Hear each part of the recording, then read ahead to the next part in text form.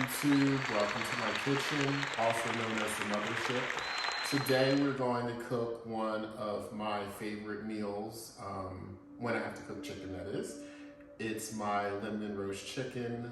We're going to have a method to allow the chicken to cook faster at a higher temperature so we can keep the skin nice and crispy. I'm going to also make a shaved Brussels sprout and a fig glaze. And that's it. We're not going to cook a potato or rice or pasta today. We're going to just stick with a meat and a vegetable. Look forward to showing you how to put this all together. So remember, like and subscribe. Stay tuned. More content will be coming. And again, enjoy the show. Alrighty, we're going to get right into it. At this point, I'm going to wash the Brussels sprouts, the outside, before I begin trimming them. I'm going to dice the end off, the root end, and then dice down through the center. Cut them into quarters depending on the size of your Brussels sprouts. You may want to cut them a bit smaller. The ones I had were quite small. I'm going to give them a second rinse, and then I'm going to go ahead and allow them to drain in the strainer once they're done. Our final rinse, and we want them to be nice and dry before we start later on. Alrighty, now here I'm just going to cut the bacon into lardons. I'm going to slice the onions for the chicken as well. I typically slice the onions pretty thick. They are going to be in the oven for quite a while. So here I'm going to dice up some garlic as well. This is all for the chicken, just doing some prep work here. So here we're going to talk about sodium. Did you know that African Americans and Latinos, people with diabetes and chronic kidney disorders should only have 1,500 milligrams of sodium per day? That's the equivalent of about 1/4 to 2/3 of a teaspoon per day. So here I'm making a spice mixture that we're going to use for the chicken. So we added salt, pepper, we're going to add some rosemary, some thyme, the aniseed. I use avocado oil to bring it all together at the end. You can use olive oil as well, or if you use coconut oil, any of those will work as well. So just need a little oil there to help keep it moist during the cooking process. I do use a microplane for my zesting. A lot of people don't understand what a microplane is, and it just takes off the very outer portion of the lemon or the citrus, whatever you're taking the end off of, and that will go ahead and give you a very good result as far as not getting down to that white part, which tends to be very bitter and citrus. Here I am washing my chicken. I have OCD, as a lot of you know, so perhaps according to the CDC they may not be a good idea. Howsoever, I did leave a link in the description below so that you can check out what the CDC says about washing chicken. I wash my chicken thoroughly, and then I rub it with lemon and soak it in lemon water and do all kinds of things, and I disinfect afterwards. So here I'm just layering my garlic, onions, all of my herbs in the pan. We're going to go ahead and dry the chicken off with clean paper towels. We want to start at the bottom of the chicken. Just go ahead and brush it with your spice mixture. And then we're going to flip the chicken over, put it back in the pan, and then we're going to go ahead and dry out the outside of the chicken. Again, we want as least moisture as possible in our chicken when we finish with it. I'm going to go ahead and slide some up underneath the skin, all on the top of the chicken, all around. Make sure you get as much as you can. Now I'm going to preheat the oven to 400 degrees.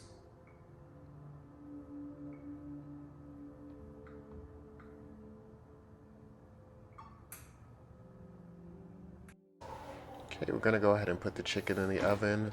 We've preheated the oven to 400 degrees. I usually roast the chicken for 45 to 55 minutes. Alrighty, so now we just have our Brussels sprouts here. We have our pepper, red pepper flakes, salt. We have a little water. and our fig glaze as well. You can use bacon or pancetta for this particular recipe as well.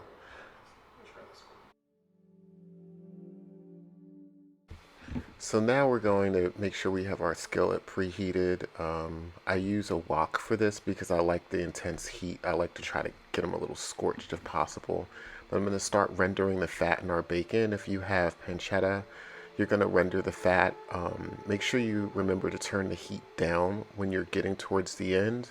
The heat has a tendency to spike, and then you'll end up with burnt bits. So turn the heat down when you're getting towards the end. Go ahead and remove the bacon, leaving the oil in the pan.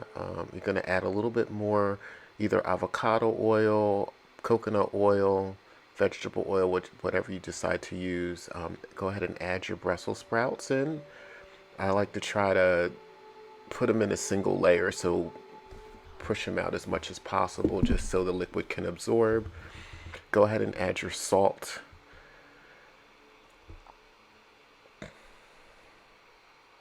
Your pepper.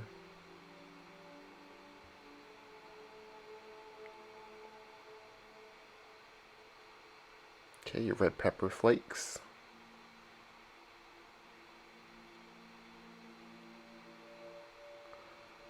And I just like to give it a moment just to allow the liquid to evaporate out. As you can see, go ahead and start giving it a turn. Get everything nice and mixed well. Righty, we're going to go ahead and add our fig glaze at this point. Add your fig glaze in, and then we're going to add a little bit of water so that it doesn't become like a sticky, clumpy mess, right? So go ahead and give it a stir. Add your bacon, pancetta, whatever you use, back into the pan. Go ahead and allow the steam to escape. Go ahead and add the water now. Okay, give it another stir.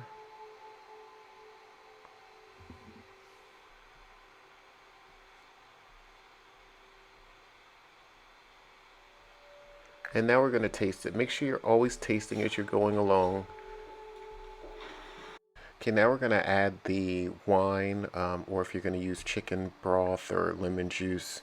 Remember, you're going to add it around the perimeter of the pan, trying not to get it on the chicken itself, because remember, we want that liquid to stay away from the chicken skin. We want it to be as crispy as possible when it's done. So go ahead and return it to the oven. I usually cook it for another 20 minutes at this point. Just cook it until instant read thermometer reads 165 degrees.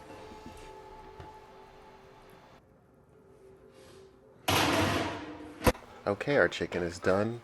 Internal temperature is 165 degrees. I'm going to show you how I carve the chicken.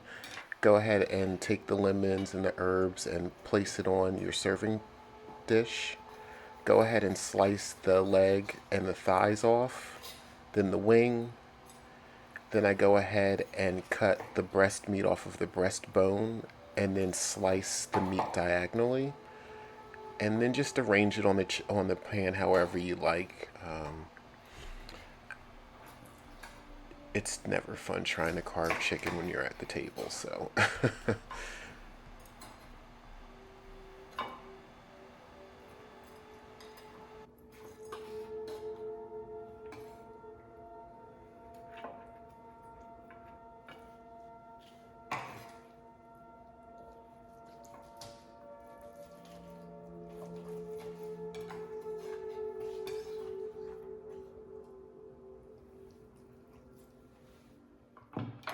Let's add the Brussels sprouts to a serving dish.